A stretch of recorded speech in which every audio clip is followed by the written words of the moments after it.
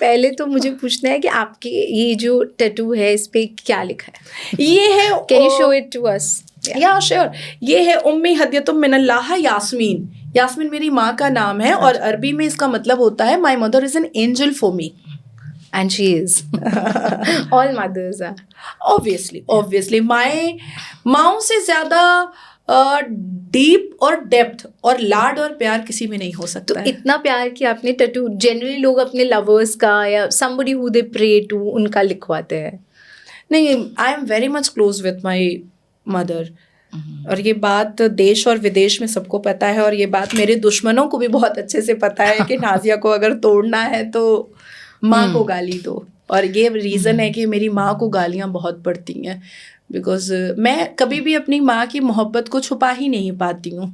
वो मेरी शब्दों से और मेरे बिहेवियर से, मेरे तौर तरीके से दिखता है, क्योंकि आज मैं जो भी हूँ, जहाँ भी हूँ, वो सिर्फ मेरी माँ की वजह से। मेरे फादर का उतना पार्टिसिपेशन नहीं रहा है, मेरे फादर के क्लोज भी मैं नहीं हूँ।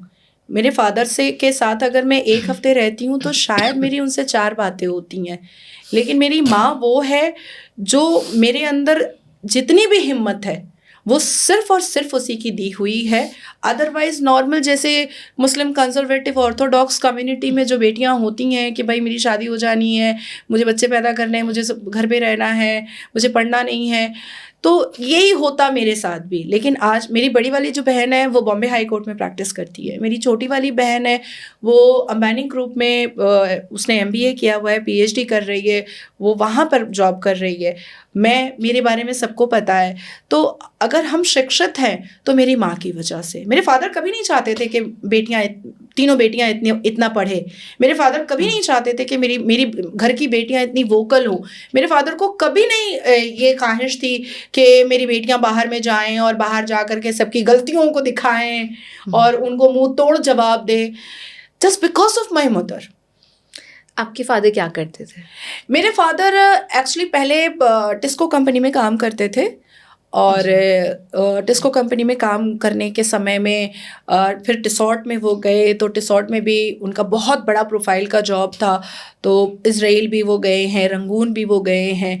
उसके बाद फिर बाहर रहना मेरी दादी अम्मी को बिल्कुल पसंद नहीं था, क्योंकि शादी यहाँ पर हुई थी। तो फिर यहाँ पर आने के बाद उन्होंने हार्डवेयर बिजनेस किया, बहुत छोटा सा बिजनेस है।